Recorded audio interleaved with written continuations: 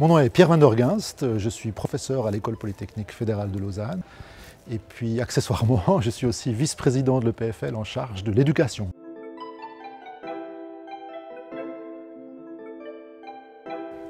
Alors j'ai en fait deux métiers.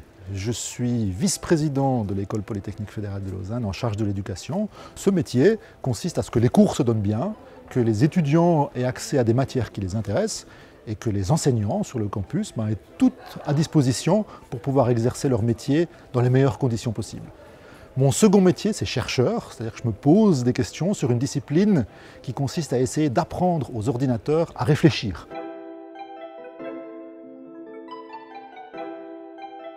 La première chose, je dirais le système éducatif, qui est vraiment excellent, qui donne la chance aux jeunes. Je dirais l'ouverture multiculturelle et internationale. Et je dirais une société qui est très ouverte et résiliente.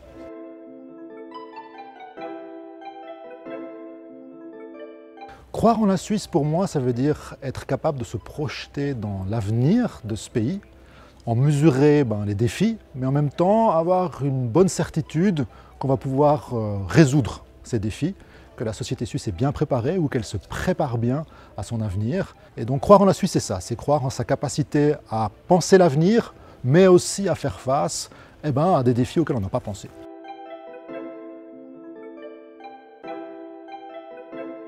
Il y a très certainement la digitalisation, préparer la population, pas seulement les étudiants d'ailleurs de l'EPFL, toute la population à vivre dans un monde qui se digitalise de plus en plus. On doit avoir un minimum de compétences générales numériques. Une deuxième grosse tendance pour laquelle la Suisse est assez bien préparée, mais peut encore mieux faire, c'est l'apprentissage tout au long de la vie. Le fait qu'on obtient un diplôme universitaire entre 18 et 25 ans, et puis après on est un produit fini, ça c'est une conception du passé. Et pour ça on a besoin qu'en fait l'enseignement soit à disposition tout au long de la vie et ne s'arrête pas juste après les études obligatoires ou l'université.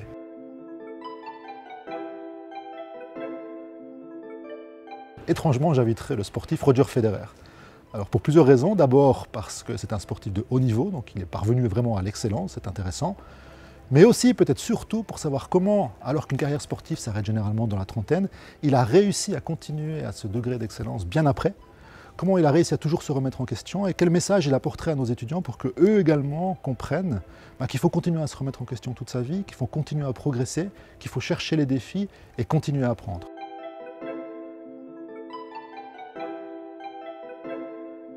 Alors en essayant de penser à mon rêve le plus fou, je me suis rendu compte que quand on n'a pas de contraintes, quand on doit penser comme ça en toute liberté, on est un petit peu paralysé. Et si je devais penser à mon rêve le plus fou en ce moment, ce serait d'essayer d'apprendre à m'affranchir de ces contraintes. Justement pour essayer de m'approprier cette liberté que trop souvent on se refuse à nous-mêmes, pour pouvoir le vivre, mon rêve le plus fou.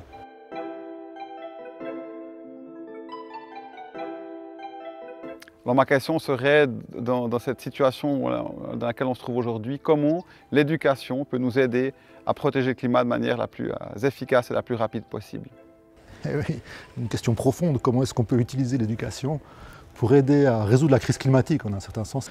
D'abord à apprendre plusieurs choses, à apprendre les sources de la crise climatique pour bien les comprendre, et en même temps apprendre à essayer de développer des solutions. Nous on est une école d'ingénieurs, donc on pense que la technologie a un rôle positif à jouer pour chercher des solutions, tout en étant bien conscient que la technologie a eu un rôle négatif aussi dans certains des problèmes qui ont amené la crise climatique. Il faut aussi être capable de parler de ça.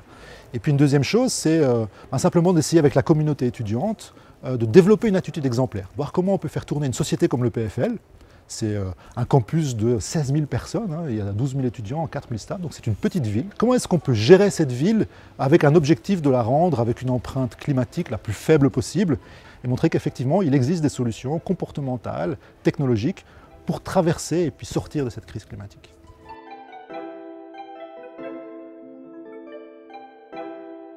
Maintenant, je voudrais savoir quelle est la leçon la plus importante pour les sportifs de haut niveau en équipe, comme l'équipe nationale de football, de cette crise du Covid-19.